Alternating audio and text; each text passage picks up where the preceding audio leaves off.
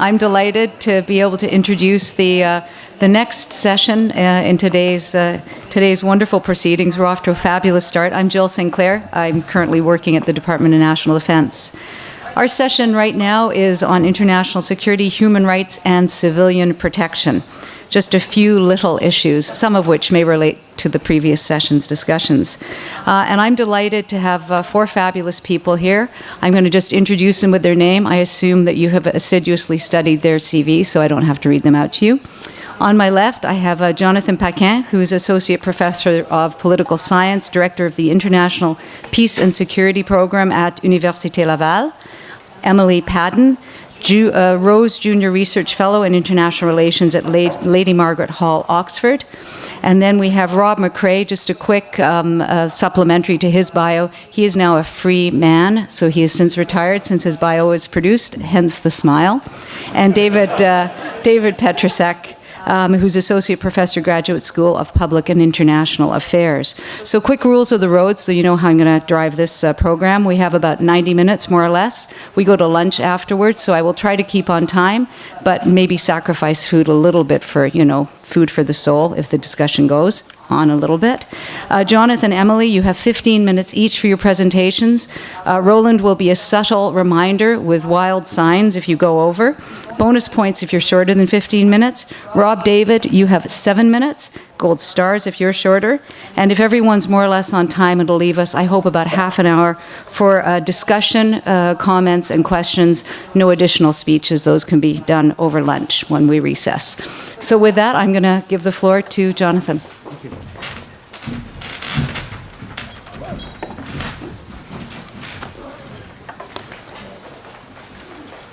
No, thank you very much. Merci à Taylor et à Roland pour leur invitation.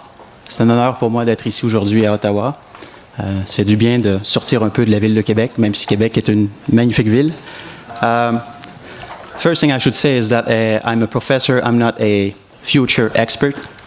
I always tell my grad students that when they choose the research topic, they should not look at a moving target, and they should try to find a topic that has an end in time to be able to really explain the phenomenon. So do not shoot at a moving target, I always repeat. And last week I had my best PhD student in my office, and I said, I'm going to Ottawa over the weekend to talk about Canada's future in the 21st century. And he said, so you're going to shoot at a moving target. And I said, yeah, well, you do what I say, you don't do what I do. Now, since Roland and Taylor have encouraged us to be bold and to be controversial in preparing our talks, I will certainly not shy away from such a generous proposition. I will argue today that Canada should and can pursue a more ambitious and proactive global strategy. This assessment is basically based on what I see as a paradox in the way Canada conducts its international strategy today. The paradox is the following. As far as market diplomacy goes, I think that Canada is very proactive and very constructive. And in the last 5 years alone, Canada signed free trade agreements with, 5 or 6 Latin American states. It signed the CETA agreement with the European Union. It joined the TPP with Asian countries. And this is, to me, a very positive role that Canada is playing. And Canada is securing our economic interests in a fast-changing economic environment. And to that, I say, well done, right? The paradox, however, what is paradoxically, is that in terms of security, Canada hasn't been as active and constructive. And that's what I want to focus on today. The first thing is that when we look at the way Canada managed regional and international crises, what we see is that Canada has been conducting what I call a copy and paste diplomacy. And I explain what I mean by that. My recent studies have basically shown that over pretty much all of the crises that happened in the last decade, Canada has basically repeated what its main allies have said and done on most of the issues by using the same sentences in their official statements, same words, same expressions, always 24 to 48 hours later. That is not my opinion. This is a fact. When you collect all of the official statements from DFAD or DFAD, the PMO, when you compare to the White House, the State Department, the Élysée, the Quai d'Orsay, and all of the other allies, what you see is that Canada speaks after, never first. So I don't know if we should be proud, but Canada is a follower par excellence in terms of crisis management. To me, this is a lack of imagination. It shows a lack of imagination. Of course, people will say, come on, Jonathan, Canada is a middle or principal power. It's not a great power. It cannot lead, doesn't have the mean to lead. Okay, but to systematically follow on everything and for every critical juncture in each of the different crises, from the Orange Revolution in 2004 through the Russia-Georgia war to the so-called Arab Spring and the recent events in Crimea, we've been following. We've been basically doing copier-coller, copy and paste. That's pretty easy. Is it good? I don't think so. But what is more worrisome to me, and this leads me to my second point, is that over the last couple of years, and it has been said notably by Senator Siegel this morning, Canada has tried to inflate its weight in global affairs by developing a penchant for tough talk diplomacy. On several security issues, Canada has been tough because we do have principles, right? We have been bold and controversial while not taking much initiatives to fix different problems. Let me give you just a few examples. The government chose donuts over UN diplomacy, argued that the Kyoto targets on global warming were not difficult or problematic. No, they were stupid. We suddenly kicked Iran's diplomats out of Canada while breaking off diplomatic relations with Tehran. Now, Iran is not exactly a good friend. Iran is a problematic state in the international order, of course. But to break diplomatic relations, what's the purpose? What's the benefit? And Canada went substantially further than its allies in condemning President Putin. Adventurism, as we say, adventurism in Crimea and Ukraine. So these are just a few examples. Of course, the problem I see with that, with this tough talk diplomacy, is that when Canada acts in this way and is divisive on global security issues, well, nobody really pays attention abroad, right? So we miss the target. And for some people, Canada is now a sort of curiosity. It's kind of, wow, that's interesting. Who is this little dog that is actually barking louder than many of the bigger dogs? Okay. Treat it as a curiosity, and to me, this is not a positive way forward. So on the one hand, we are followers par excellence. On the other hand, we do follow, but we take harsher positions in condemning others without having necessarily the means, without having the exposure to make a difference. Let's walk the talk, right, as we say. Well, Canada doesn't walk the talk on many of the issues, and that was underlined this morning in the previous discussion.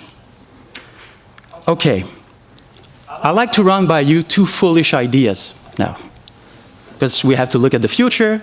I'll probably miss, probably I'll be wrong, but at least I need to test some ideas with you. Two of them. And for these two ideas to be, I guess, successful, we need two things. First, the planets or the stars need to be aligned. Second, we need political will. These are two necessary conditions for Canada to be able to improve its role in the world and for Canada to bolster its leadership. If we don't have these two things, well, I guess nothing will happen. Okay, first idea. Canada could help and resolve new security issues, I believe, by promoting regulation. Okay, so far there's nothing really original, promoting regulations. We all know that Canada can do that. But on very specific issues that matter in today's world. The first one is cybersecurity. Now, we had Robert Greenhill yesterday morning saying cybersecurity is the big thing. We got to do something about it. I agree. It's the Wild West. It's the Wild West. Nobody is regulating on cybersecurity. The level of trust between states is extremely low. If you look at the US Justice Department a few days ago that issued a warrant against 5 Chinese hackers. And what did Beijing say? Well, we have nothing to do with that. We're not responsible for anything. And by the way, you, the Americans, you're adopting a double standard. You have the NSA and all the other agencies, and you're spying on everybody. So we are the victims. We're not the perpetrators. We are the victims. And the Americans are claiming to be the victims, and the Canadians are the victims. We're all victims of cyber espionage or cyber economic espionage or hacking, computer intrusions, generally speaking.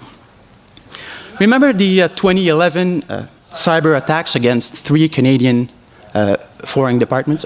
Sorry, 3 Canadian federal departments. That was a major thing. Back then, we were able to identify that the foreign hackers actually had IP addresses from China, right? That was certainly a wake-up call for Canada. And this cyber intrusion was back then considered as being one of the biggest cyber attacks in history. So the level of trust between states is low. The Chinese and the Americans apparently are no longer cooperating on cyber cooperation. I think Canada should jump in. Canada could promote the creation of an international forum, a forum, something informal in the beginning, on cybersecurity, which would include government representatives, but also members of the industry, of course, and civil organizations. This could perhaps be done in conjunction with the International Telecommunication Union, which is a UN agency. And this forum could define general rules, basic rules of cooperation to prevent and eventually, hopefully, punish cyber intrusions. Now, of course, I'm not that naive. This type of initiative may run against a whole bunch of problems, including the lack of a common definition of what is an act of cyber intrusion. It can run against the incompatibility of justice systems between states, and we can also disagree on the motivations to justify an international warrant against cyber criminals. But we have nothing to lose. Actually, I think we do have a lot to lose. And I think that Canada should do something about it. Remember the Ottawa Mine Ban Convention? Well, to me, this Ottawa Convention in 1997 testifies of Canadian leadership on international norm regulations. Andrea Mandel-Campbell said yesterday while she was talking about the mining industry, we don't have to reinvent the wheel. We should just focus on what we are good at. And I think that Canada is good at being a mover and shaker on the international stage and at getting organizations together, at creating a sort of force of attraction that could eventually lead to a norm. What a great way for Canada to step up and to shape a very specific security issue in the 21st century.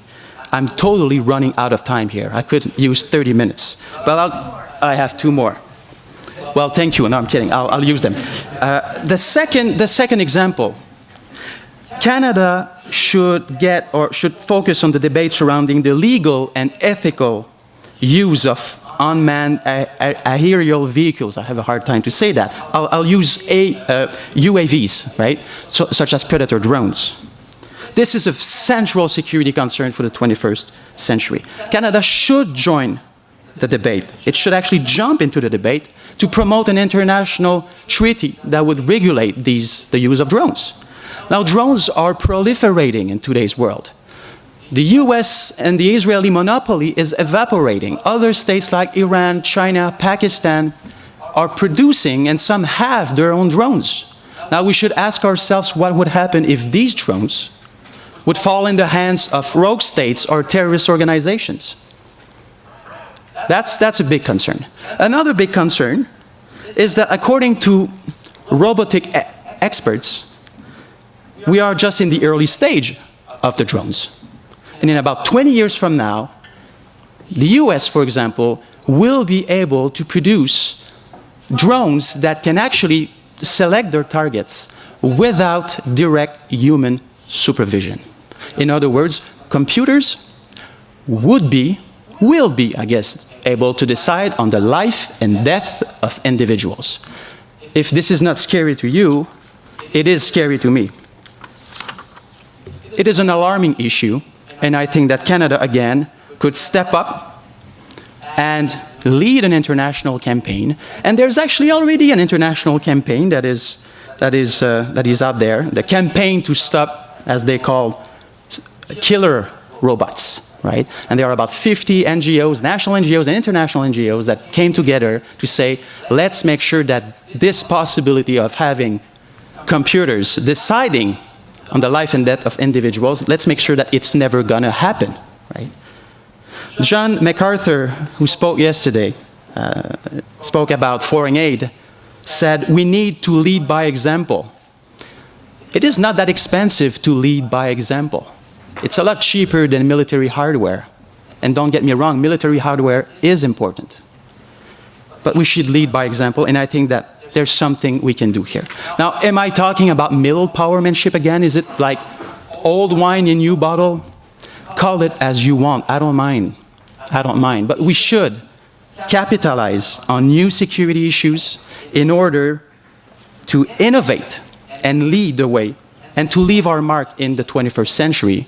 And my time is up. Otherwise, we will become totally irrelevant. Thank you very much.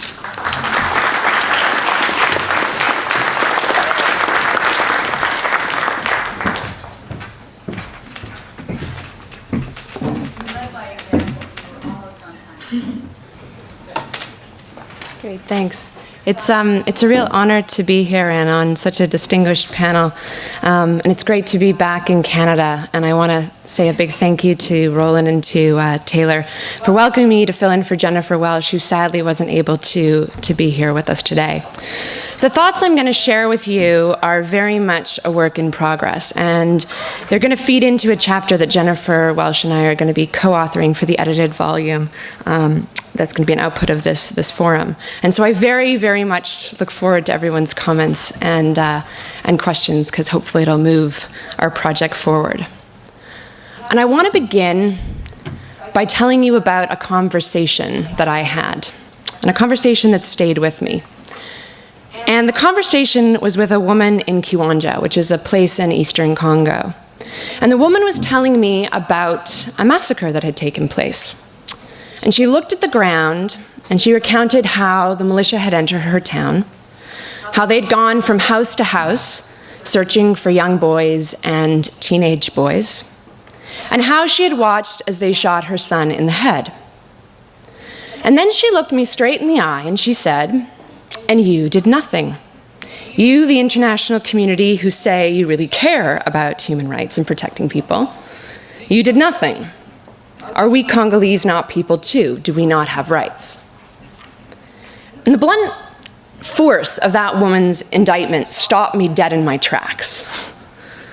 But when I was able to gather myself and reflect on this, it was actually not that surprising. Both her expectation that the international community would do something and her anger when it did not. As the militia was in the midst of executing over 100 people, including this woman's son, 120 UN peacekeepers, equipped with 2 APCs, were stationed less than a kilometer away. They had full knowledge of the violence that was happening. They had a Security Council mandate to protect civilians with force if necessary. And they did nothing. That peacekeepers have a responsibility to protect this woman and her son, or that even you or I, as members of this amorphous international community, might have the same responsibility, is a relatively new idea. But it's one that has gained currency over the last 15 years to assume a place of prominence in international affairs, challenging the primacy of state sovereignty. It forms part of a broader shift practiced by certain international institutions and actors, states, towards a more assertive liberal internationalism. At the core of this transformation is the realization, promotion, and protection of human rights. And this has translated into forms of engagement that are less consensual and more compulsory and coercive, all justified by upholding those human rights. Canada played a formative role in bringing about this shift. Starting in 1998, it took the lead on a number of initiatives. In the area of peacekeeping, Bob Fowler, then representative of Canada at the UN, was instrumental in getting the Security Council to adopt the first ever protection of civilian mandates for peacekeepers. Through the International Commission on Intervention in State Sovereignty and the work of people like Lloyd Axworthy and Jill Sinclair, Canada was pivotal in the formulation and development of R2P, or the Responsibility to Protect Doctrine. And finally, in the related area of international criminal justice, Canada played a very important role in the preparation of negotiations for the Rome Statute, which created the International Criminal Court, the ICC. Moreover, these initiatives didn't come out of the blue. They were partly driven by a broader human security agenda that Canada had worked to further during the 1990s, as well as very particular interpretations about how to address past policy failures in places like Somalia, Rwanda, and the Balkans, where Canadian forces had been deployed. As you will know, though, and this isn't news to anyone in this room, though this period of active engagement was really prompted the institutionalization of these norms, and while Canada played a key role in that, its engagement was not sustained. While Canada did much to get these initiatives off the ground, it took a step back, and in some cases, there was a deliberate attempt to distance and disassociate itself from these past efforts. Ironically, though, Canada didn't abandon the rhetoric of human rights entirely. Instead, disengagement from these institutions was coupled with the Conservative government's professed commitment to human rights. However, in claiming the moral high ground, it has been very selective in where those rights are affirmed, where they're supported. They're not supported universally through the multilateral institutions Canada had helped to create and reform, but rather inconsistently through partisan priorities and partisan politics. This change in Canada's international role has rightly been criticized, and it's led many, indeed many in this room, to call for renewed engagement, for new support to those norms we helped institutionalize, and the multilateral forums with which we were once so closely linked. Not doing so, it is argued, is detrimental to Canada's long-term influence in the world. While I'm sympathetic to such calls, and would love to see Canada get back in the game, I think just as important as engaging is the question of how we engage. And there's two reasons for this. First, the game has changed considerably. Whilst human rights norms have become more institutionalized, they've also become more politicized, contested, and inconsistently implemented in practice. And I would argue that this is only likely to increase in the future as the balance of power shifts to accommodate multipolarity with rising powers.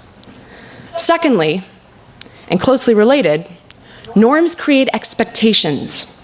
As the story of the woman in Kiwanja illustrates, when peacekeepers are deployed and they say they're going to protect civilians, people on the ground and people internationally believe that that's the case. When those expectations are not met, they have very real consequences, often very human, life-threatening consequences. And so consequently, if Canada is to engage, I think we need to be very clear about what we can honestly deliver. To not do so sets ourselves up for failure, and given our recent track record, I don't think we can risk failing much more. And so in the time I have left, I'm going to go over some of what I see as the most pressing challenges in three related areas: peacekeeping and humanitarian action, the responsibility to protect, and international criminal justice. And then I'm going to discuss how I think Canada should think about re-engaging. In terms of peacekeeping and humanitarian action, things have evolved dramatically. And of all these three areas, I think this is probably the one where they've advanced the most. Over the last 15 years, the protection of civilians has become a priority, if not the priority, for humanitarian action and peacekeeping, leading to more demanding and risky operations and efforts to integrate and coordinate the activities of peacekeepers and humanitarians who now largely adopt a rights-based approach to assistance delivery. This has been taken even a step further in the institution of the UN with Ban Ki-moon's recent plan called Rights Up Front, a new vision for the UN which mandates that the imperative to protect people be streamlined throughout all of the UN strategies and operational activities, including Department of Political Affairs, across the board. And it insists that UN officials have an obligation to speak out about looming crises instead of trying to mitigate them through behind-the-scenes diplomacy. This increase in ambition, however, has not been matched by resources, raising questions about the sustainability of current practices and aspirations. Peacekeeping missions are notoriously under-resourced, and in contrast to when Canada was active over a decade ago, the boots on the ground are overwhelmingly from developing states that increasingly resent having to carry out these very demanding and quite dangerous mandates. Robust peacekeeping has also been a source of tension within the humanitarian community, particularly UN agencies and those NGOs who work alongside Blue Helmets. The concern is that by association with peacekeepers in some places where peacekeepers actually shoot to kill, humanitarians will be seen as partial, as party to the conflict, thereby limiting access and their ability to reach those in need. We saw similar issues raised in Afghanistan in the integrated approach that Canada had in Afghanistan. More broadly, these developments, I think, raise fundamental questions about the UN's future role in international relations. In particular, its ability to be accepted as an arbiter and as a political broker. Can peacekeepers use force one day and then be accepted as a broker of peace around the negotiation table the next? Will it have that legitimacy? Similarly, some have questioned whether Ban Ki-moon's consistent condemnation of Assad and calls for justice may in fact be unhelpful in the long run if a negotiated settlement becomes necessary to save lives and contain al-Qaeda.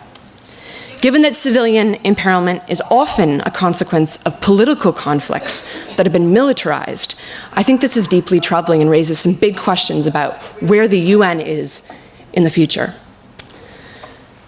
Some of these same issues play out with respect to responsibility to protect. Despite widespread progress on institutionalizing the norm, its adoption in 2005 by the GA, the creation of the joint offices, the great work that's been done by numerous institutions that have been created on the very topic of R2P, the norm is still, and I would say increasingly, on the defensive, as states are more reluctant to use the language of R2P and interpretations are restricted. The post-Libya association of R2P with military force and, by extension, regime change has been really difficult to shake. The idea of a wide toolbox under Pillar 3 hasn't really taken hold, and the question of how greater accountability of those who use military force on behalf of the UN can be achieved hasn't been adequately answered as of yet.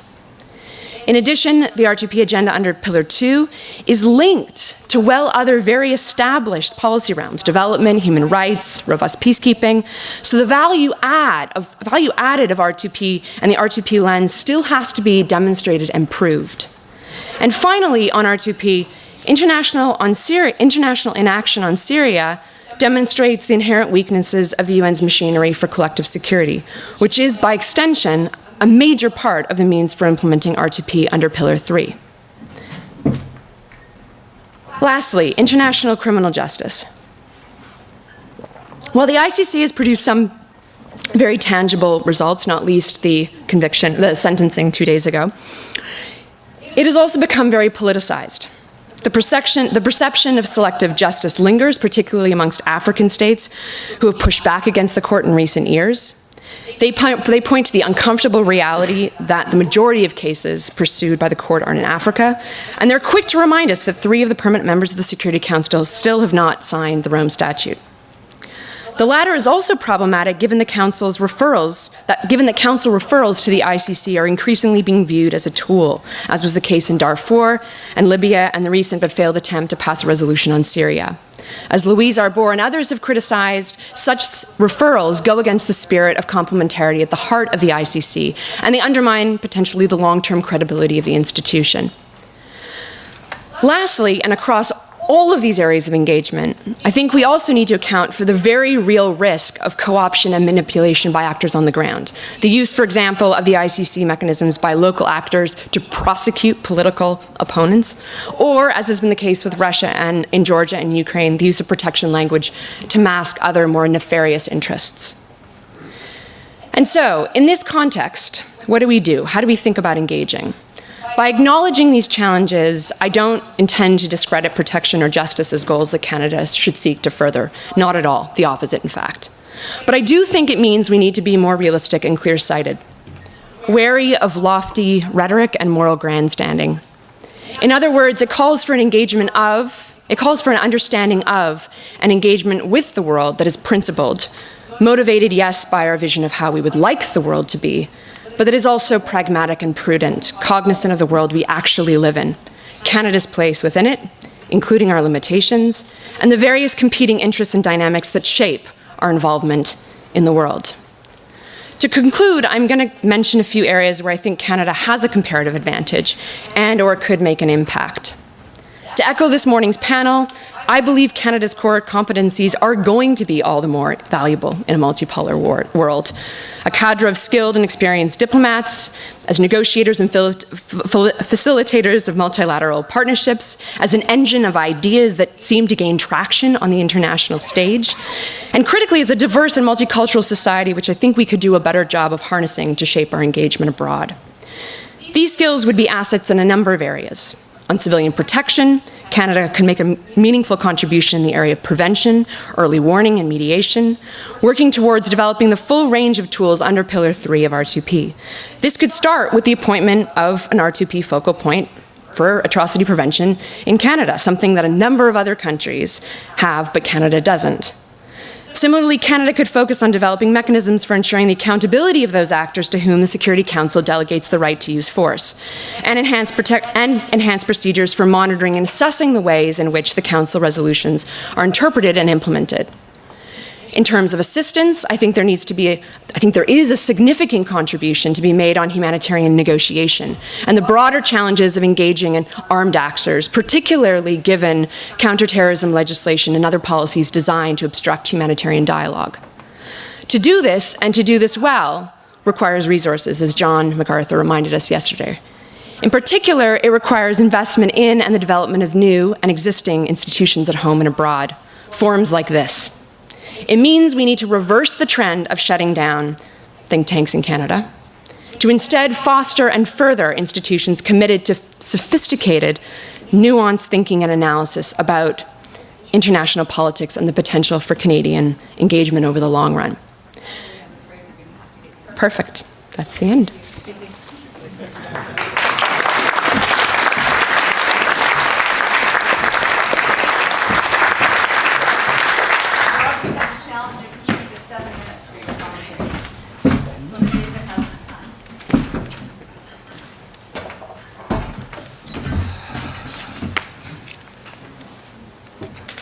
As Jill said, I'm a free man as of about a month, having left government, and I'm thinking younger every day, Roland. So I want to thank both Jonathan and Emily for their papers. I thought they were very thoughtful, very creative, new ideas. And I was struck by two things that are common to both papers, and it's in a sense where they both land at the end. And the first thing was the extent to which they both reflect recommendations that are strongly connected to Canada's humanitarian strain in its foreign policy. So that humanitarian instinct just seems right to Canadians, and there's a reason for that. I think it's not unrelated to the diversity of our society, to the immigrant experience that informs Canadian life, and to our foreign policy traditions. The second element that's common to both papers, and I think that this is correct, is in setting out a role for Canada as in the area of norm setting. And one example was given by Jonathan in the area of arms control and disarmament. Now, setting of norms is not as much fun as deploying fighters. I speak from experience, but it's important in the kind of globalized, disrupted world described by Robert Greenhill yesterday. So norm setting in the disrupted world is more important, not less. But in looking at these possible future roles within the international security context, it's extremely important to get that context right. And I've got a few thoughts building on what was said by our two presenters in terms of what that context will look like going forward. The first thing I would say is it's not your mom and dad's globalization.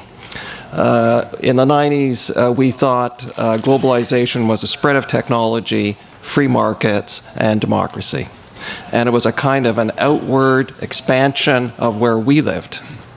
And it was a great world for Canada to inhabit because it was all about things we know. And we could do a lot out there. The reality is, it's not an expanding universe, it's a multiverse. And frankly, from some corners of that multiverse, the West looks like an asymmetrical accident in history, not necessarily as a universal truth. And that includes assumptions that we have about the way we govern ourselves.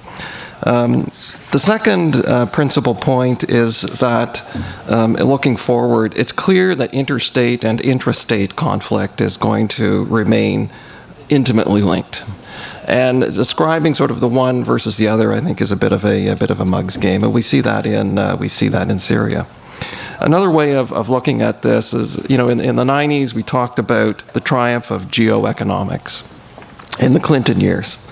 After 9/11, we said, well, no, geopolitics is back with a vengeance. And I think in this decade, the principal conclusion is geography is back in a very important way. And we're being reminded about that fact by the actions both of China in the South China Sea and Russia. So geography matters. And then finally, the big sort of mega perspective on this is that security and the economy are intimately linked. I would say that there's no security issue that does not have an economic dimension, and the reverse is also true. And we need to get out of these silos of talking about our economic interests and our security interests and understand the way in which these are intimately interconnected. And in fact, one of the insights of the human security agenda was precisely around that point. Jonathan, in his paper, talks about the importance of transnational threats, and I couldn't agree more. And the way in which we are responding to these threats through a mix of kind of multilateral institutions, traditional institutions, and coalitions, still seems to be about the right kind of mix. And interestingly, having spent a lot of time at NATO, NATO is one of the multilateral institutions that has evolved most dramatically over time. And I would recommend a closer look at the way in which that organization has adapted itself. But two things I think need to be emphasized, and these were touched on actually in the panel earlier, but I want to emphasize this, that in terms of the international security context, the big issue that is still out there is the intersection of terrorism and WMD. And, we can talk about international security, and there are many different elements of that, but that remains an issue of fundamental importance, a kind of singularity. And it's still a near-term risk. And secondly, as Paul Heimbecker said, the United States, whether through commission or emission, will remain absolutely a critical determinant of the international security context going forward. So whether it acts or whether it chooses not to, will have a direct impact on that broader context. Two things to watch going forward, I think, that are emerging trends in the international security context. One is the spread of authoritarian democracy. Democracy, yes. Rights-based, no. And it's growing. And I think that in a way, it's a challenge for those of us in the West to know how to deal with it. But it's a challenge nonetheless to our traditions. And the second is the growth of sectarianism. Geez, 1 minute to go, and I've barely gotten into my comments. Sectarianism, I think, which is not unconnected to the first point, growing sectarianism remains a particular challenge. looking forward, in terms of the roles that Jonathan and Emily have identified, I think that humanitarian action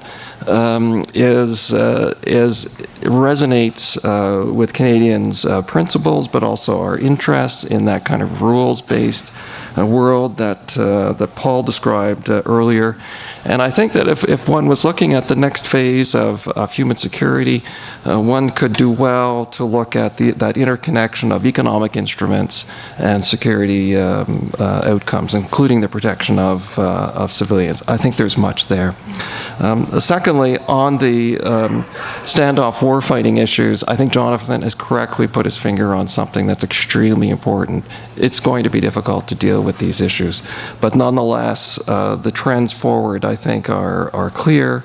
Not many countries are well placed to address them, but Canada potentially is one of them. Last point, time up. None of this is possible. None of this is possible without a strategy. Well, I won't comment on the recent past, but it would be very much in our interest to deliver on the kind of agendas that we've heard described this morning if they were part of a well thought through strategy based on interests and principles. Thanks.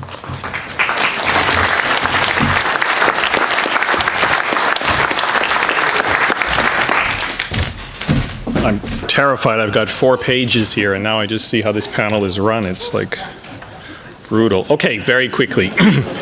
Because I've got so little time, I won't tell you what I like about their presentations, which was much, or their papers. I'll tell you what I think could be improved upon, because I think that will provoke the discussion we need to have.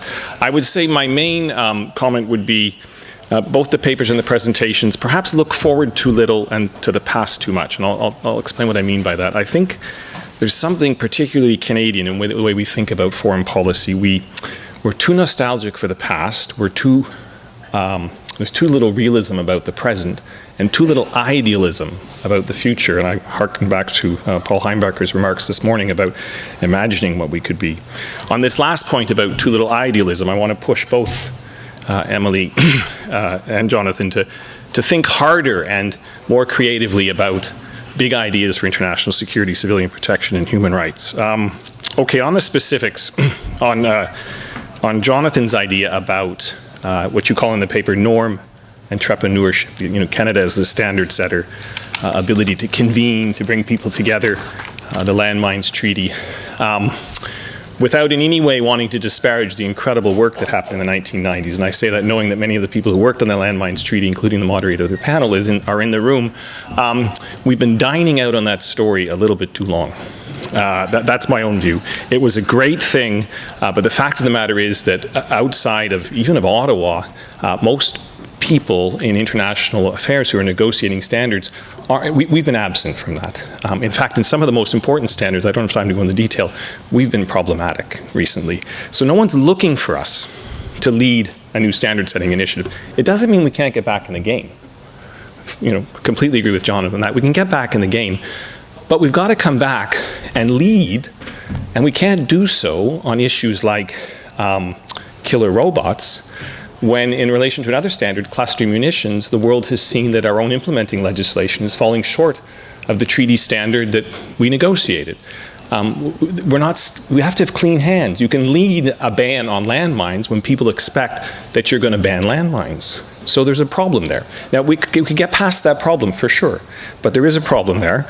The issues you mentioned, the killer robots issue, cyber warfare, there are standard setting initiatives underway on both.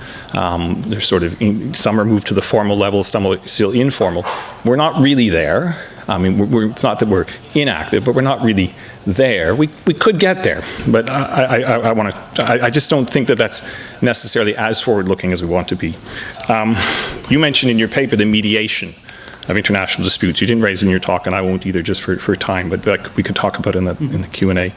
Emily, on your paper and the very good presentation, basically it's about improving peacekeeping for the protection of civilians, improving, buttressing R2P, stronger focus on the prevention of mass atrocities, improving the International Criminal Court and its operation. Yes, great. but it doesn't feel new. And it doesn't feel very much like an issue where our leadership will be crucial, be important, but crucial.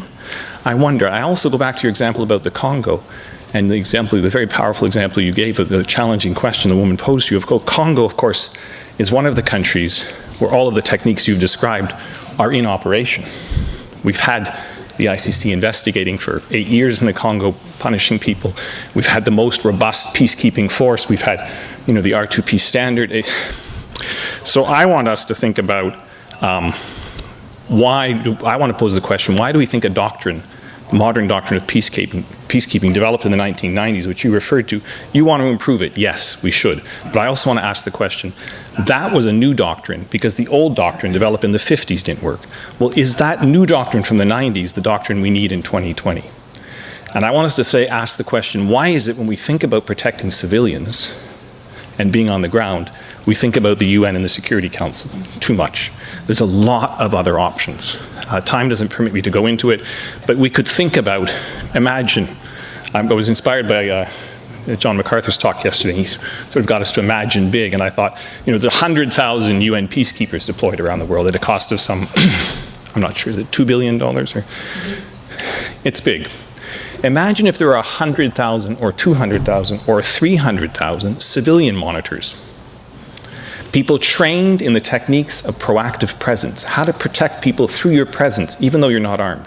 Now, some of you will be familiar with this. I can only say that there's an awful lot of work being done on it, and there's an awful lot of success stories, which people don't talk about. Such monitors are much less expensive. In fact, many of them volunteer to do it, okay? And maybe they don't have to be working for the UN. So let's think big. I'm throwing these out. And it's good that I get to only throw them out because I just thought about it this morning. So if I had to develop any more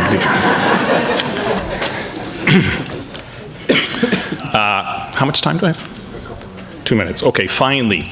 So we need to work on the issues on civilian protection you mentioned, but I think we have to think bigger and also outside the UN context. Finally, human rights. It's up there.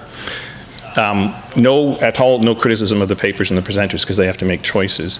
But we really haven't looked at what Canada could do on human rights in the world. Civilian protection is one small but important piece of the human rights puzzle, but there's an awful lot of other issues. Emily said, these issues are becoming more contentious, and there is a kind of sense that with the decline of the West, there's going to be less attention to human rights. My own view is I disagree with that. I just point you to a few figures. Thinking about Rob Greenhill's talk about trends. By 2030, 90% of the world's population will have completed primary education, and over 50% will have completed secondary education. There'll be a doubling or maybe tripling of the global middle class to perhaps 4 billion people. Over 60% of people will live in cities. 5 billion people will have mobile access to the internet. That's the future 15 years from now. That tells me people are going to be better educated, better informed, better connected, and better able to demand their betterment. Well, I'm sorry, but I think that's something about claiming their human rights, and I think that's the language they're going to use. And I think it's actually, who knows how they'll use it, whether it will be violent or not, but the human rights is going to be very much part of the immediate future, and we need to be thinking about the issues in relation to those claims where Canada can lead, and I don't have time to go through the several ideas I had. Thank you.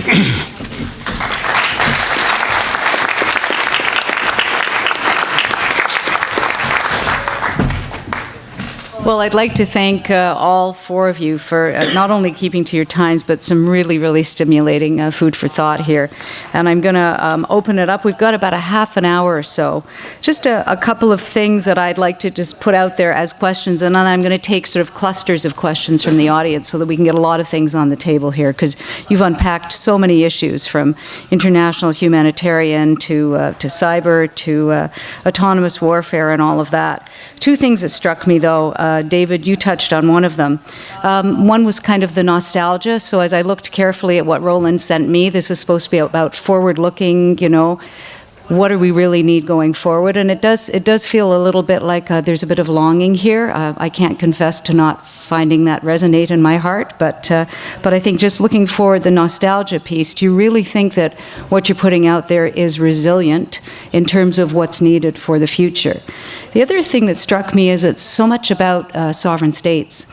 And so many of the issues that we talked about, this morning and on the panel, it's about confluences of wild actors, and they can be either private enterprise, non-state actors, terrorists, whatever, things we don't control, climate, you name it. And I'm interested that we fall back on norm setting, which it's kind of the ultimate refuge of sovereign states. And again, it's lovely. It feels very comfortable to me. But I just wonder where some of these things, including on autonomous weapon systems and things, how do you capture the non-state actors and the free electrons, which really do, make chaos of our lives. And then the final thing, just to fill in your thoughts and maybe to get the questions going. I'm now working at the Department of Defense, and we map out a lot of strategies and look at the environment. But something that is never forgotten at the Department of Defense and from the military is that the enemy has a vote. So, the bad guys out there will play in however we decide we want to structure the world. So if we're looking at Canada's needs going forward, what is it we really need to make the world a safer, secure, more stable, you use the word, place? Some of the things you laid out here are obviously pointed in the right direction, but I do think we need to kind of continue to challenge our thinking, and on that I'd like to open the floor for questions, please.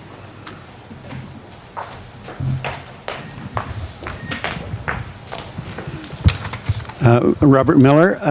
I'd be interested in hearing everyone talk about the emerging role of crowds in the things that we've been talking about. A lot of the discussion so far has been focused on states, civil society organizations, and so on. But as we've just seen in Thailand, we saw earlier in Egypt, we've seen in Ukraine, this rapid mobilization of large numbers of people rebelling against political circumstances and so on has become a more important factor. Could you just say whether, for the reason that David referred to, we're going to see more and more of this in international relations, in human rights and democratic development? And if so, do we have the tools, the skills, the understanding of this to respond in a constructive way? Thanks, Robert. I'm going to take a few questions so that we can, some other hands I saw go up, please. Yes. Okay, there it's working. Yeah, go ahead. I just wanted to actually give them... Can you stand up? Okay. Just so everybody can see you? My name is Jean-Pierre Chabot. I'm with GOPAC, the Global Organization of Parliamentarians Against Corruption. I simply just wanted to give David, interested in... You didn't have time to complete your thoughts. I was just interested in hearing actually some of the recommendations that you would have wanted to put forward. So give you the space. Wow, that's like a house-planted question, right? I think there was somebody at the back there. Not that we'd know about those. Hello, Ben Rosewell, currently based in Caracas, Venezuela, with the Department of Foreign Affairs.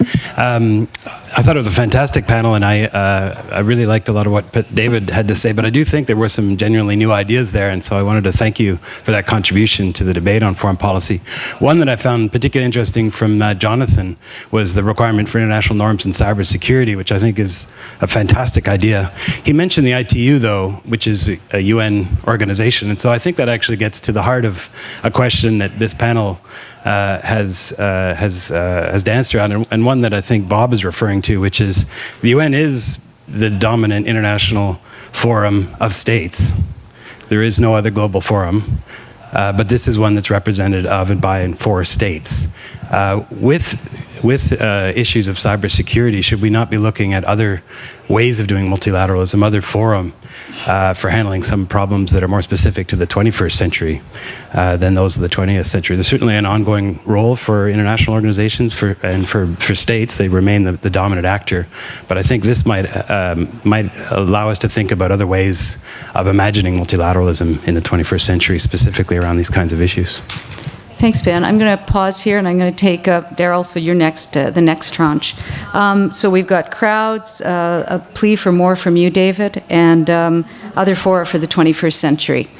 David, why don't you lead? Yes, now you caught me. I knew I had 7 minutes, so I knew I could say it a lot more, but I didn't have to. But I did have a couple of things, so I'll mention those two things on just on the human rights.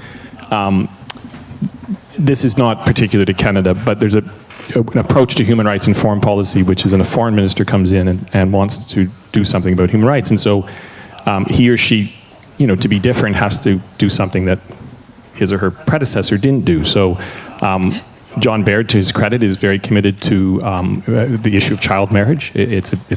He's approached it, I think, with a lot of integrity and principle on that point. And on the issue of, I'm just blanking, child marriage and the second... Maternal health, well, that's less a human rights approach to that. Sexual orientation is also a human rights issue that he's pushed, and freedom of religion. If you care about those issues, you should hope the Conservatives win the next election and John Baird remains foreign minister, because if not, then he won't have had time to achieve anything. My point here is not to single out the foreign ministers, to say that this pet project approach to human rights isn't very helpful. You can't achieve much on child marriage in 4 years, frankly, and people know that. So they don't take it that seriously abroad. So what we need to do is we need to find human rights issues that no matter what government comes in, because we're a democracy and they ought to change every once in a while, will follow through on that issue and stick to it. And this is a 20, a 30-year project. Now, I think, because of, this is just my thinking on this, the things I think are going to be important are, interestingly, from the discussion yesterday, cities. 60% of the people in the world will live in cities, up from 40% just 15 years ago. In fact, but that's not a worrying trend necessarily, but the worrying trend is most of them will actually move into slums. The population of people living in slums will double by 2030 to perhaps around 20% of the global population. People in cities, the human rights issues that are of concern to them, many of them are best addressed, actually, by municipal government. Housing, healthcare, policing, discrimination issues, integration issues. All kinds of levers that municipal governments, although not always in Canada, have to deal with those issues. And yet, who's being scrutinized at the UN? The federal government in Canada, or the central government from Tanzania, or in other words, these levels of government that can actually do something about many of these issues that people face in cities are not plugged into this global system where, of accountability and of best practice and of peer review on human rights. I think there's a huge and massive agenda there, and I think there'd be enormous uptake from municipal government all around the world who, frankly, if anyone engages with them, will realize immediately have enormous frustration with their central government's inability to get to grips with the problems, often human rights problems, facing those cities. So cities and human rights would be one of my agendas. And then I think the other agenda would be migration. It's something that we do reasonably well in this country, although we should be careful about congratulating ourselves, but we do reasonably well, certainly on issues of social mobility and integration. The population of migrants in the world will double the next 15 to 20 years to 400 million. That's the International Organization for Migration's projection. That's not refugees, that's not displaced people. That's people who move outside their country to work or for some other reason. 400 million people. Forget climate change, displacement, and all of that, then you start adding tens and hundreds of millions or more. Because these people live in a country where they don't enjoy citizenship, by definition, the way they articulate their concerns is going to be in the language of human. In other words, global rights. They're humans. They have the same rights. This is the language that will come up. It'll be the framework for dealing with these problems. We don't do a bad job at it, and we should start thinking more about it, and maybe that's something where we can make a contribution looking ahead. Thanks, David. Emily, would you like to take on the crowd issue, because you're out in some rough and interesting places with dynamics, I think, that are crowd generated? Yep. Is this? Yeah. Hello? Is it working? Great. Perfect. Can I speak to the urban context and then also speak to the protection? I completely agree with you. I think we need to learn to deal better with the urban context, both from a human rights perspective, but also from a protection perspective in terms of humanitarian assistance delivery and force protection, not least because it's actually going to be the new frontier of conflict. You look at the numbers of violence, it is situations other than armed conflict that we see the greatest rise in violence. And we're still developing the tools. And if I'm not mistaken, this is actually one area that the Canadian government is supporting right now through a project run by Robert Mugga, looking at urban violence in Latin America. But the work needs to extend beyond that.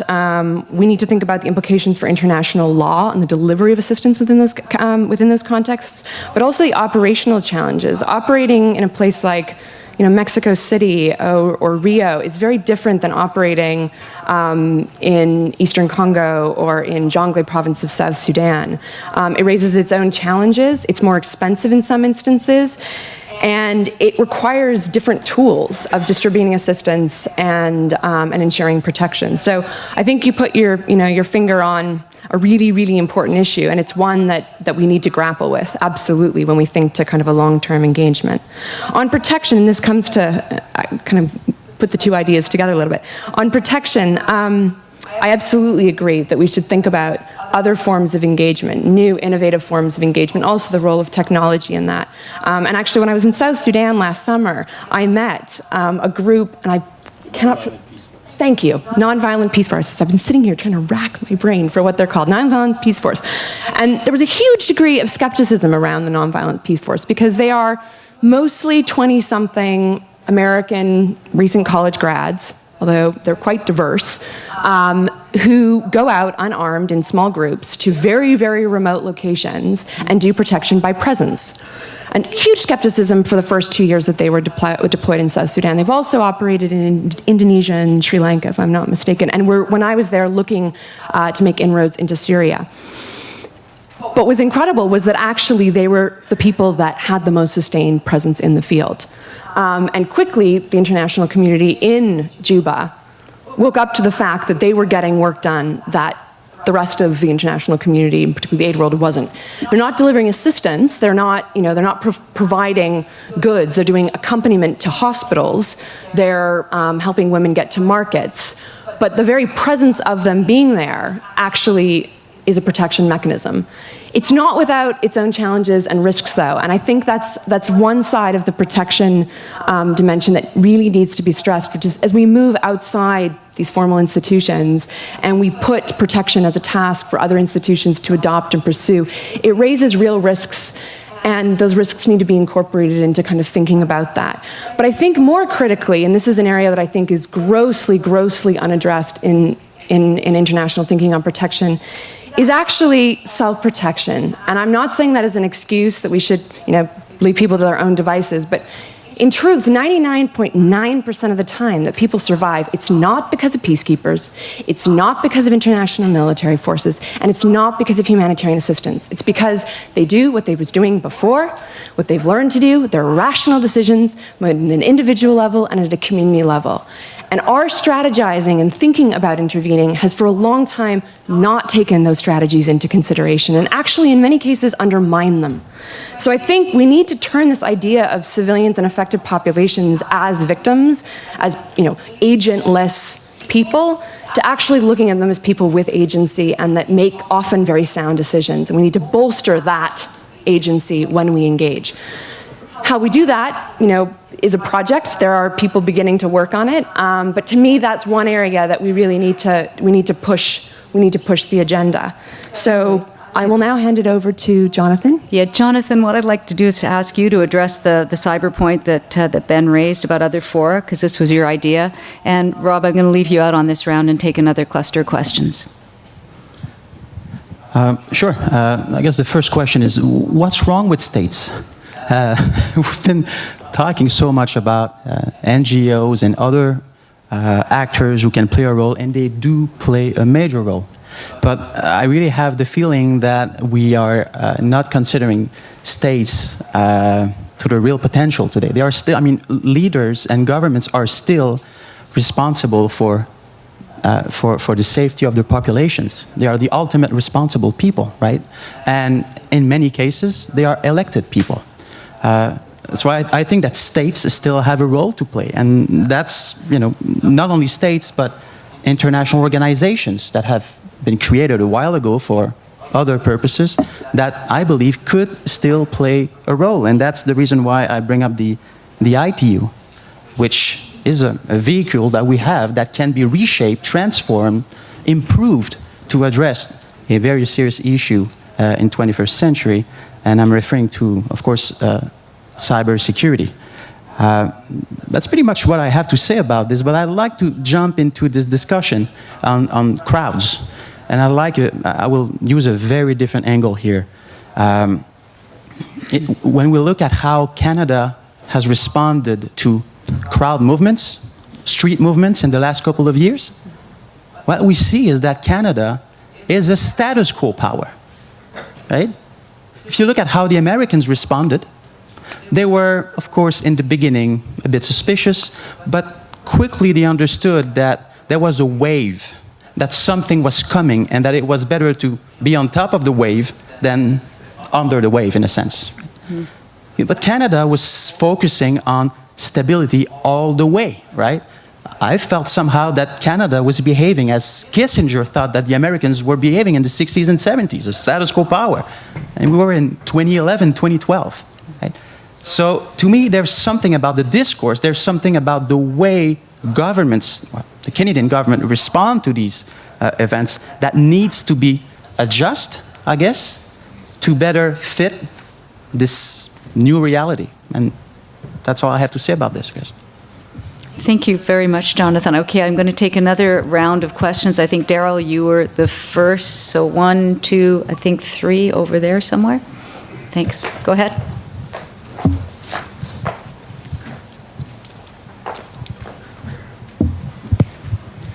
Thanks very much. I wanted to pick up on a comment that Rob made about not your parents' globalization. Strikes me that in the 21st century we're also into a patch which is not our parents thinking about security. And I still heard a lot up on stage about generals, admirals, bombs, guns. Security is fundamentally a martial art in some ways. And I'm wondering if the panelists might push their thinking a bit on that. It strikes me that what we're actually facing are a number of kind of transnational cross-cutting issues that have in common volatility, uncertainty, complexity, and ambiguity. And I'm thinking about everything from diminishing biodiversity to management of the global commons to climate change to issues of food and water insecurity, pandemic disease. I mean, big environmental collapse, big issues that in fact imperil life on the planet. They're not particularly place-specific. So I'm wondering if you do buy that, and if it's not our parents thinking about security, how might we better organize ourselves to address those issues? What about Canadian capacity in this range of matters that have in common a significant dimension of science and technology as drivers? And might there be a place for Canada in assuming some kind of a leadership role? Because it seems to me that between our universities, our research institutes, and our science-based departments in government, this is actually an area where we might be able to bring something by way of value to the table. Thanks, Daryl. I think there was a hand over here that I saw. No, it seems to have gone, so there's a bunch over here.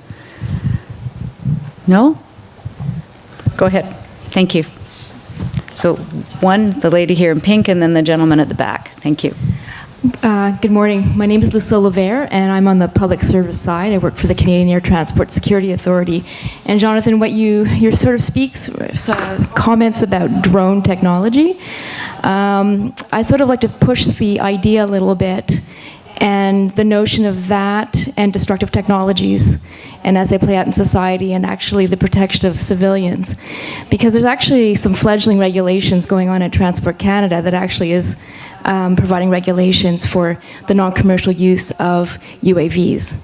So I'd just like to sort of throw your thoughts about going that into the future and how that's interplaying with civilian society. And my second totally non-related question is kind of the relevance of the NATO sort of future, and so the relevance of sort of military strategy going forward with respect to disruptive technologies. So, does it make sense to have bases all over the country? And how does that necessarily play in to what a military power, military middle power is going to look like 10 years from now? and it's not your dad's or mother's armed forces. Okay. Well, Thanks, maybe- Lucilla. I'm just going to take one more, Jonathan, just so we can get as many as possible. Go ahead.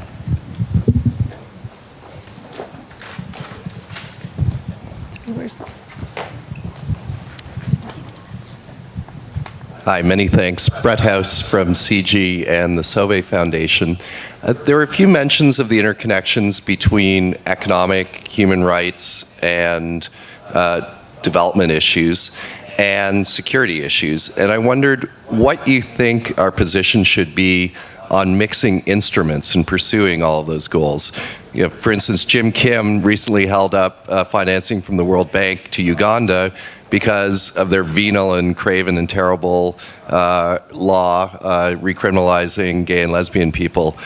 Do you think that's the right way to pursue human rights goals? Should development assistance be politicized in that way as a point of leverage that we should use in that fashion? Thanks, Brett, for that question. I'm going to start back, and I think I'll give you, Rob, the first cut at this. Thanks, Jill. Well, a number of really difficult questions. Daryl, I do agree with you that the transnational risks are, if anything, more complex today than ever. And as the previous panel indicated, you know, it's a bit of a mug's game trying to predict exactly what the interconnection between issues will be. SARS is a very good example of that sort of thing. But I think what one can draw from experience is that there's going to be significant discontinuities in terms of the security risks we face.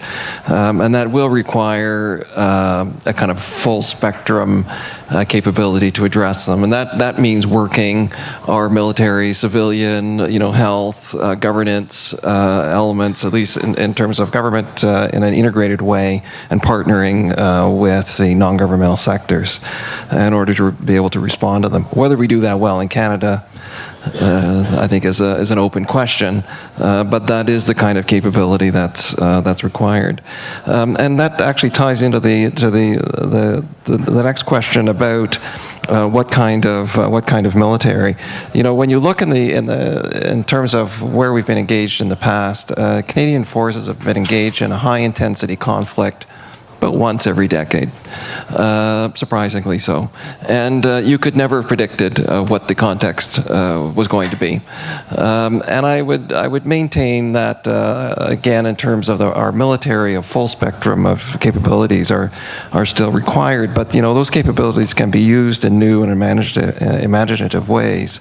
And in the Balkans and in Afghanistan, the 3D approach, I think, was a particular Canadian contribution where huge lessons were learned. There were significant successes. We know what some of the failures were, but much has to be done to draw from those experiences, I think, to understand how best to use our military. One of the lessons of Afghanistan, but not only Afghanistan, is the importance of training local forces. And we have reinvented the wheel on that particular issue in every conflict since the 90s.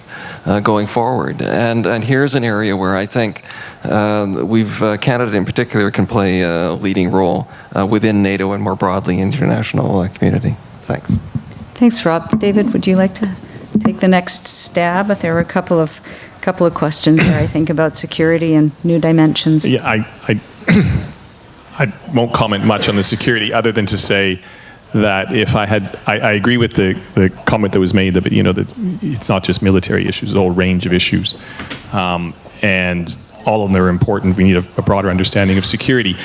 If I had to pick one issue, it wouldn't be necessarily the scientific ones, but this is just my own view, or the ones you mentioned. But it seems to me that there isn't a Western country which is prepared yet to take the lead and say what's a fact, which is that the global war on terror isn't working, that Al-Qaeda is more popular today than it was in 2001, that it may have kept us secure, but actually it's made a lot of other parts of the world much less secure, at least arguably, northern Nigeria being the example this week, and that we need a new paradigm that recognizes the precise threat faced by these groups, and addresses it precisely, on occasion, maybe through military means, but shifts the paradigm to discuss this as primarily a problem. I see it, and people will say this is simplistic, but I still see this primarily as a problem of very effective international intelligence and policing work, and very rarely as a global military threat. But I think people know this when you talk to people, but no one's really saying it.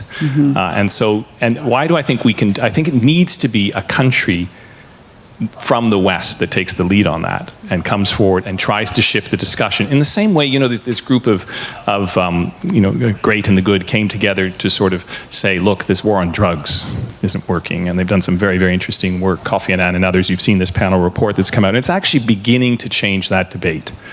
And it took a long time to have the courage to say that. Now, it's a different context, the war on terror, the war on drugs, they're different. But it's about changing the global discussion of the issue. So that would be the security issue I'd push forward. On the precise question about aid conditionality, is it right to condition aid on a country's respect for human rights, the Ugandan example? I mean, yes, sometimes. No, I would say if it's the only thing you're doing, and if you're doing it disconnected from any informed understanding about what's happening on the ground. My understanding is the countries who did withdraw aid in the Ugandan context, I believe the Dutch, the Norwegians, I'm not sure of the details. My understanding is they did this in very close coordination with the Ugandan civil society groups who are fighting that law, and that actually the money that they're withholding, they're finding creative ways to use it in other ways. But aid conditionality is sometimes appropriate on human rights issues, in my view. But actually, it's becoming less important because the fact is, the emerging powers who carry great influence on human rights, they're not going to use this tool. That doesn't necessarily mean they care less about human rights. In some cases, they do, obviously. But just because Brazil isn't going to use aid conditionality to promote gay rights in Nigeria doesn't mean Brazil doesn't care about gay rights, right? They might just use different tools, and we need to understand that. So aid conditionality is a tool the West has used. It's not always been very effective. Sometimes it'll still be used appropriately, but the emerging powers, I think, won't be using this tool. They'll be doing it other ways. Thanks, David. Emily, there was a question there about security as more than kind of martial art, which reminds me of some of the things you've talked about, peace ops, no substitute for political processes and such. And I'd just like to make sure that you jump in on this if you wanted to, before I go for one quick, I think, two question round and maybe a comment I might ask from one folks in the stands here. Jonathan, did you want to jump back in at the end? 30 seconds? Yeah, sure. Yeah, I mean, security is not art. Well, not a martial art. Not a martial art. Yeah. It's not I mean, I absolutely agree with that. And part of my broader point was that we need to think about engagement. We need to think about diplomacy, mediation. One of the reasons why, one of the big implications I think the war on terror also has had is it's politicized assistance. When we say certain groups should not be engaged with, it's actually affected how humanitarian actors can engage with local populations and populations under the control of particular actors. And about 2-3 years ago, you'll probably correct me if I'm wrong, the Holder versus Humanitarian Law Project case was passed by the Supreme Court in the United States, which basically used the Patriot Act to charge any NGOs that are providing any form of assistance, including assistance to participate in peace negotiations, to charge them as not being complicit with the Patriot Act. And this actually, in practice, hasn't been pursued in other cases, but it sent a huge wave of fear through the humanitarian community about what the implications would be, the legal implications for them of engaging with U.S. terrorist-listed organizations to get access to particular populations. And a lot of that negotiation still goes on, but it's behind closed doors, and it's not talked about, it's hushed about. And actually that itself has profound consequences, and it leads to a lot of duplication. It leads to actors on the ground instrumentalizing, playing humanitarian organizations off one another. So I think one part of what's been detrimental with this discourse around the war on terror is actually the effects for access on the ground. In addition to that, I'm going to piggyback on Brett's question about security and the economy and conditionality.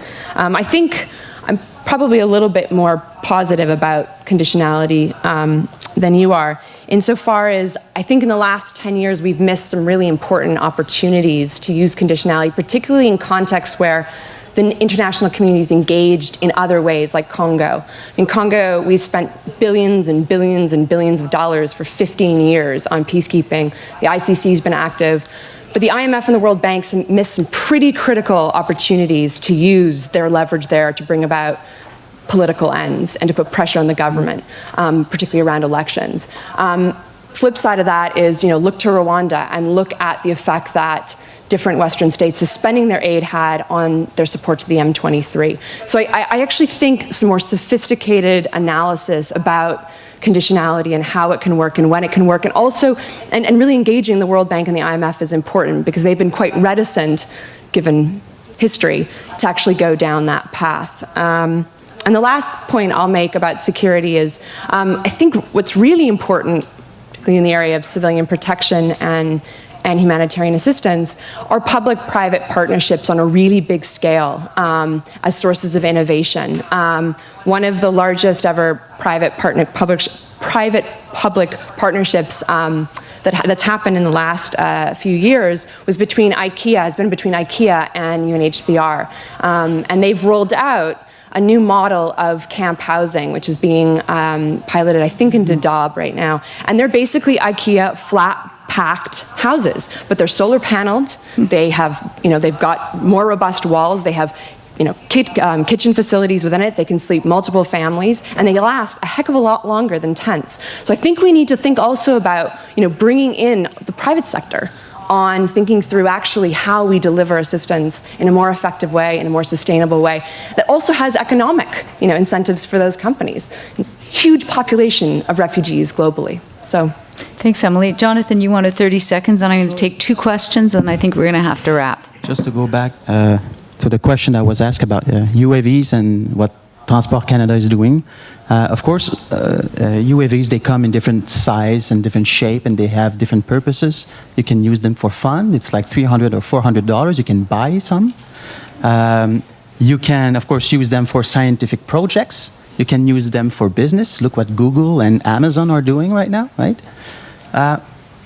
But for all of these types of UAVs, states can do things, right? It's internal, basically. They can adopt their own laws. They can make sure that your neighbor will not fly a UAV, by your bathroom's window, for example.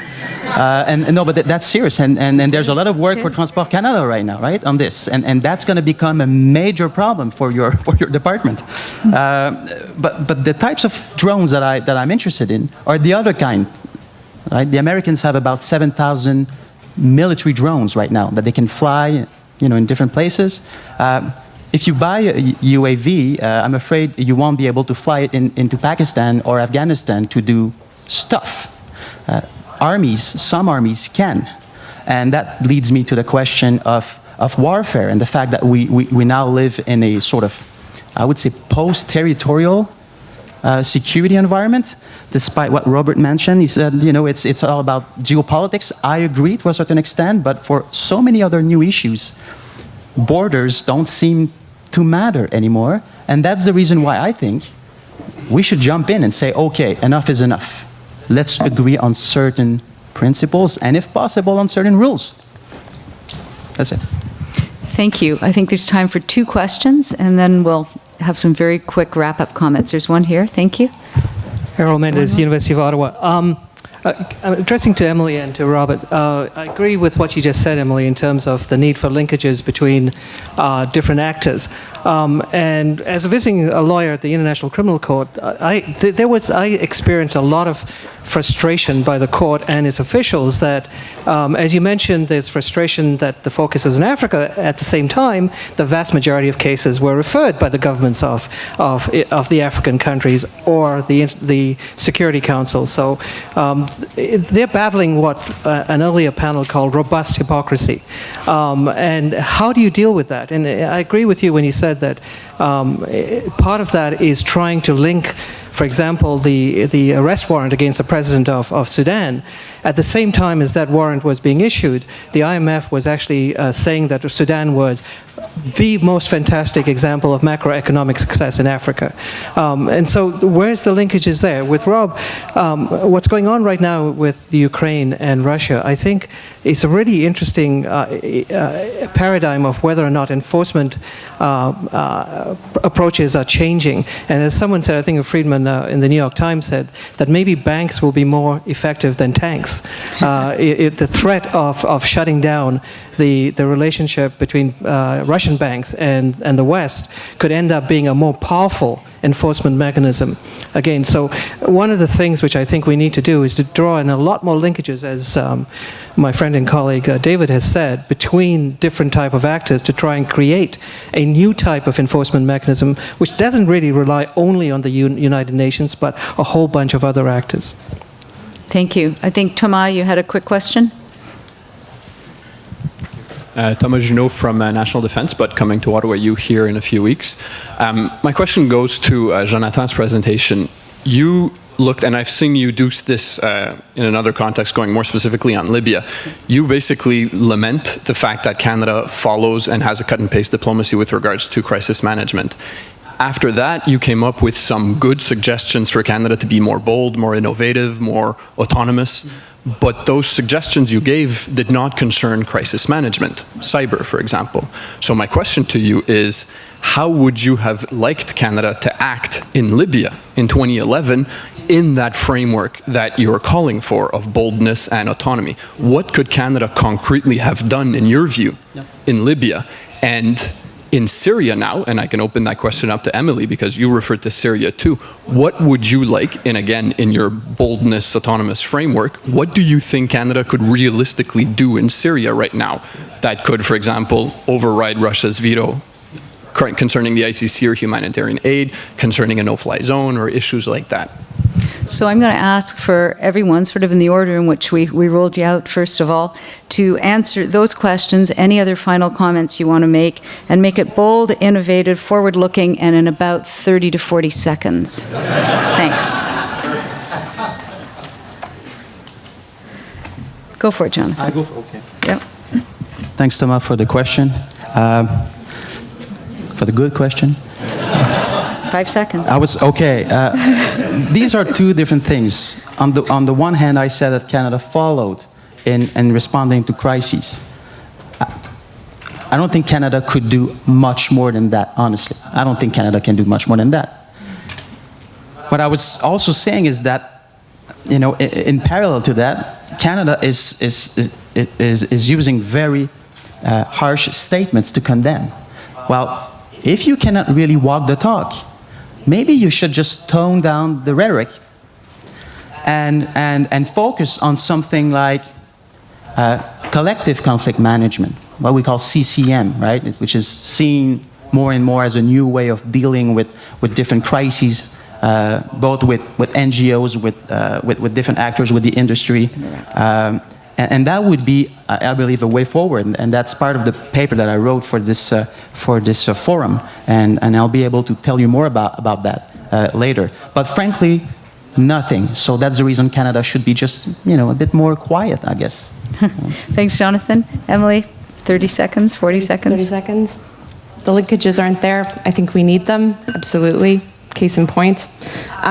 Two, I don't actually think we're necessarily going to see as many referrals in Africa.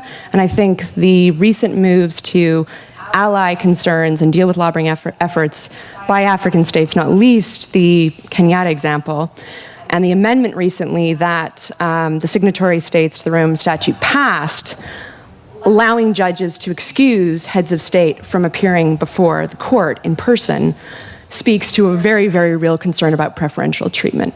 A very worrying trend. Thirdly, Syria, humanitarian access. Canadians, there's been a couple of notable Canadians that have been very vocal on this, challenging the legality of the withholding of arbitrary consent. I think we need to push for access, push for access, push for access. Great, thank you. Rob? Yeah, I'll be brief. I agree very much with Errol's comment about the importance going forward of economic instruments in achieving security outcomes. I think this is really, and we're still exploring this area, but this is a huge, important area, I think, going forward, whether for delivering protection of civilians, but also as a way of modifying state actions or state behavior. We've got lots to learn, but I think this is a great new area that partners disparate parts of government departments. Just on Libya, I had a small role on Libya, and what was new and different was the coalition of interests and countries, including with Arab states, to deliver essentially protection of civilians, which was the UN mandate. And that, in that regard, Canada really was at the forefront in terms of forging that coalition and ensuring that the letter of the mandate that was delivered by the UN was delivered by NATO on the ground. There's much more that can be said about that, but I do think that this was actually an area where we didn't cut and paste, but it was an operation where we took a leading role, and I think in a very creative and new way. David. Okay.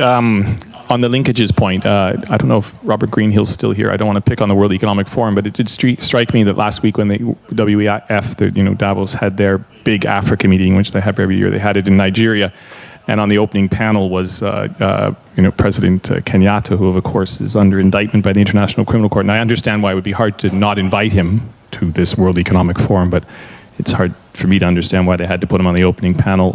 It can't but leave the message that really the business here in Africa is about investment and economics, and we can have this International Criminal Court, but it's not that important. I mean, and that's how African leaders would have read that. It was quite shocking. Actually, nobody complained as far as I could tell. I haven't done a full search, but maybe I'm wrong on that.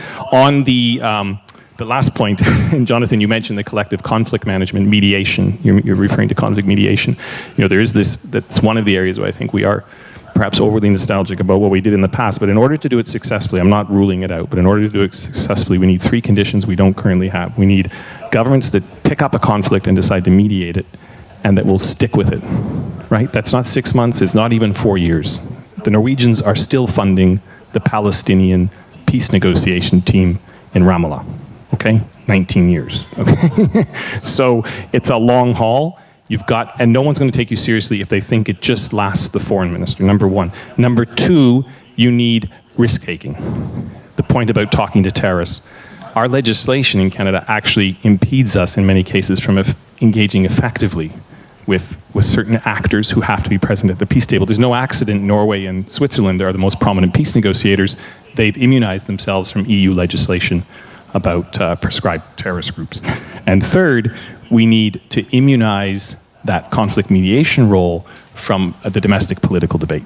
That's why countries like Norway and Switzerland have been able to do this, some would argue, they can do it, whether it's how effective it is as a debate, but you've got to be sure that if you're taking risks and you're engaging, frankly, the mediation business is largely a business of failure, right? You fail 10 times, you succeed once. So if every failure is going to be the opposition foreign affairs critic telling you screwed up, it's just not going to happen. So you need to create that political culture that says, look, we can argue about a lot of things, but let's not argue about that. And so if we get those things in place, yes, we could do it.